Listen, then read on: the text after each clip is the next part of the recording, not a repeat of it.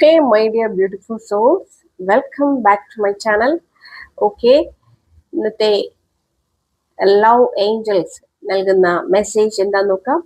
നിങ്ങളുടെ relationship energy depend ചെയ്ത് ഇന്ന് നിങ്ങൾക്ക് ലഭിക്കുന്ന ലവ് മെസ്സേജ് എന്താന്ന് നോക്കാം. ഓക്കെ, എല്ലാ ദിവസവും നിങ്ങളുടെ റിലേഷൻഷിപ്പ് എനർജി ഡിപ്പെൻഡ് ചെയ്തുള്ള മെസ്സേജസ്, ലവ് മെസ്സേജസ് ലഭിക്കുന്നതിന് ഈ ഒരു ചാനൽ സബ്സ്ക്രൈബ് ചെയ്യാൻ മറക്കരുത്.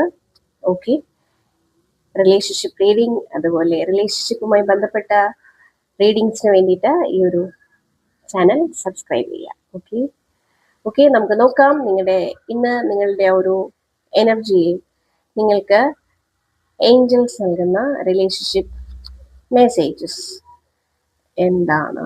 ഓക്കെ,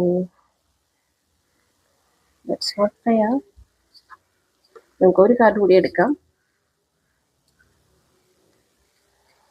ഓക്കെ, ഇന്നത്തെ ലവ് മെസ്സേജ് എന്ന് പറയുന്നത് നിങ്ങളൊരു സെപ്പറേഷൻ മോഡിൽ ഉള്ളവരാണ് എന്നുള്ളതാണ്. അങ്ങനെയുള്ളവർക്ക് വേണ്ടിയിട്ടുള്ളതാണ് ആ റീഡിങ്. ഓക്കെ, നിങ്ങളുടെ പേഴ്സൺ ഇപ്പോൾ നിങ്ങളിൽ നിന്ന് വിട്ടുപോയ ഒരു സിറ്റുവേഷൻ ആയിരിക്കാം.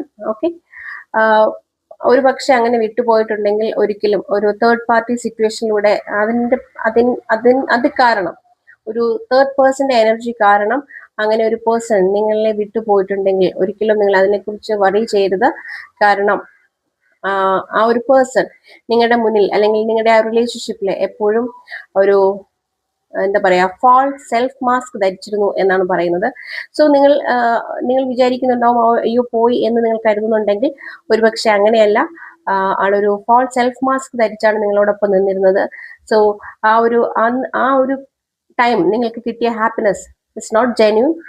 ഓക്കെ, അതൊരു കാർമിക് ആണ് എന്ന്, അല്ലെങ്കിൽ ആ ഒരു കാർമിക് റിലേഷൻഷിപ്പ് ആണ് എന്ന് കരുതി നിങ്ങൾ അതിന്ന് എന്താ പറയാ ആ ഒരു എനർജിയിൽ നിന്ന് പുറത്തു വരേണ്ടതാണ്. ചിലപ്പോൾ നിങ്ങൾ ഈ ഒരു സെപ്പറേഷൻ മോഡിലേക്ക് ആണെന്നുണ്ടെങ്കിൽ നിങ്ങൾ വളരെ ഡെസ്പറേറ്റ് ആയിട്ട് അല്ലെങ്കിൽ ഡിപ്രഷൻ മോഡിലേക്കൊക്കെ പോകാനുള്ള സാധ്യതകൾ ഉണ്ടാവാം അല്ലെ.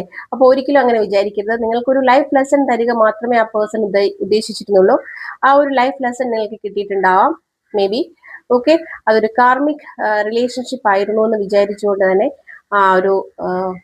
അതിന്റെ ആ ഒരു നെഗറ്റീവ് എനർജിയൊക്കെ ഉള്ളിലുണ്ടെങ്കിൽ അത് റിലീസ് ചെയ്ത് കളയുക. then ഒരു പോസിറ്റീവ് എനർജി അട്രാക്ട് ചെയ്യാൻ വേണ്ടി തയ്യാറാകൂ എന്നുള്ളതാണ്. ഓക്കെ, ഒരിക്കലും അതിനെക്കുറിച്ച് ഓർത്ത് വിഷമിക്കാതിരിക്കുക. എനിക്ക് അതൊരു ലെസൺ മാത്രമായിരുന്നു എന്ന് മനസ്സിലാക്കുക. Okay guys, hope you like this video. Stay tuned.